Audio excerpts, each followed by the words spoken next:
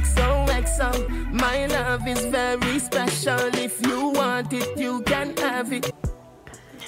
Salut, c'est Leslie. Donc aujourd'hui, on va faire un tuto make-up. En gros, je vais reproduire un maquillage que j'ai vu sur Instagram. Donc en fait, c'était une vidéo que j'avais vue une seule fois. Genre, je l'ai juste regardée une fois, genre j'avais trop aimé. Et ensuite, une fois, bah voilà, je suis sortie, tout ça. J'ai eu l'occasion de reproduire ce maquillage et je l'avais mis sur Snapchat et vous avez grave kiffé. Du coup, je me suis dit j'allais réessayer de le refaire du coup. Et en fait, c'est un moyen de vous montrer que les maquillages qu'on voit sur Instagram, c'est pas si compliqué que ça de les reproduire en fait. Donc voilà, je vous laisse avec le reste de la vidéo.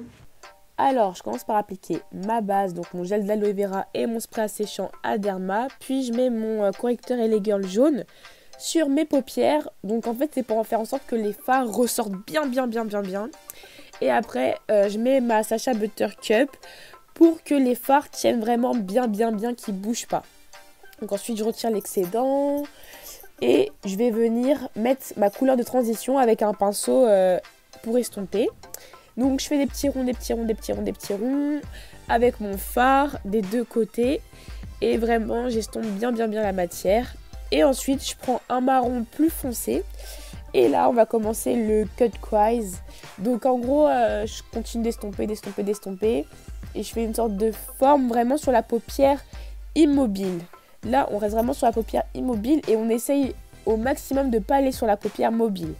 Et là avec mon crayon, je viens marquer la différence entre les deux, donc avec un crayon marron. Donc vraiment, je le prends et ensuite je l'estompe avec un pinceau. Donc là, j'ai pris un pinceau biseauté. Donc vraiment, j'estompe la ligne pour la flouter. Et ensuite, je reprends le même marron de tout à l'heure qui était plutôt foncé. Et je reviens faire exactement la même forme au-dessus de mon œil. Donc vraiment sur la paupière immobile. Et là vraiment on veut intensifier la couleur et en même temps bien l'estomper, faire un effet fumé. Il faut vraiment qu'il y ait une grosse différence entre la paupière mobile et immobile. Donc là c'est pour ça que je reprends mon correcteur jaune. Et là je vais cette fois-ci mettre le correcteur jaune sur la paupière mobile uniquement. Donc là je mets une première couche et ensuite je vais mettre une deuxième couche pour vraiment qu'il y ait une très grosse différence.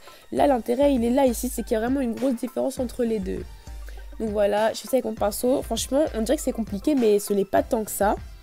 Et ensuite, je vais venir prendre un fard, donc beige, parce que là, c'est jaune en fait sur mon œil. Donc, on veut que ça devienne d'une couleur plus beige, quoi.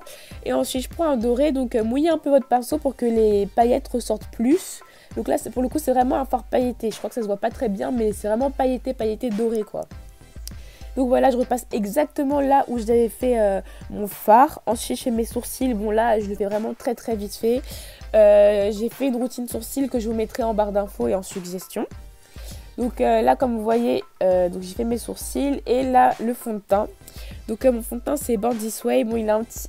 oui, comme ça, Born This Way, c'est... Donc il est un petit peu foncé. Mais franchement, ça va. Après, avec le contouring, ça rattrape. Donc là je mets mon correcteur, donc bon anti-cerne, mais bon j'ai pas vraiment de cerne. Donc avec la Beauty Blender je viens estomper.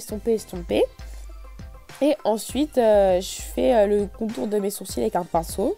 Et là on va vraiment faire le vrai contouring. Donc ça c'est un truc de Je m'aime Maybelline qui est assez clair mais j'aime bien. Ça fait vraiment bien l'highlight quoi. Et ensuite je fais les traits sur les joues pour le contouring. Donc sur le nez, le front, bref ça vous connaissez hein. J'estompe, histoire d'avoir le moins de démarcation possible, genre c'est vraiment le but là. Et voilà, donc le contouring, tout ça. Et là les yeux, vous voyez au début ça faisait un peu bizarre et maintenant ça commence à prendre forme. Et là je prends ma Sacha Buttercup pour vraiment que pour bien illuminer les zones où j'ai mis l'highlight et aussi pour bien faire tenir l'highlight quoi. Donc ensuite je fais mon trait d'eyeliner, donc ça c'est vraiment le plus compliqué j'ai envie de dire. Parce que vraiment l'eyeliner tu le rates mais t'as tout raté quoi. Donc tu retiens ta respiration et vraiment tu te concentres quand on se maquille, quand on fait surtout ce genre de make-up, vraiment pas être pressé. Si vous prenez votre temps, franchement vous allez y arriver.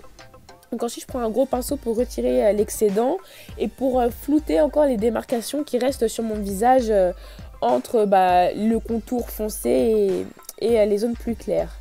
Et ensuite, je mets un petit peu de mascara quand même. Je mets toujours pas de faux cils parce que depuis ma dernière vidéo là où j'essaie des faux cils, j'ai toujours pas réussi à le faire. Et ensuite, je mets un lipstick L'Iron Cosmetics. Donc mat, nude, comme j'ai déjà forcé sur les yeux, on va pas forcer sur les lèvres. Donc voilà, je trouve franchement que je l'ai plutôt bien réussi. En tout cas, je suis fière de ce que j'ai fait. Franchement, j'ai trop kiffé. Donc voilà, ce sera tout pour cette vidéo. Je vous fais des bisous. Ils veulent face, y'a Amber Rose, Amber Rose. Autour d'un petit verre de rosé, verre de rosé. Ils veulent le face, y'a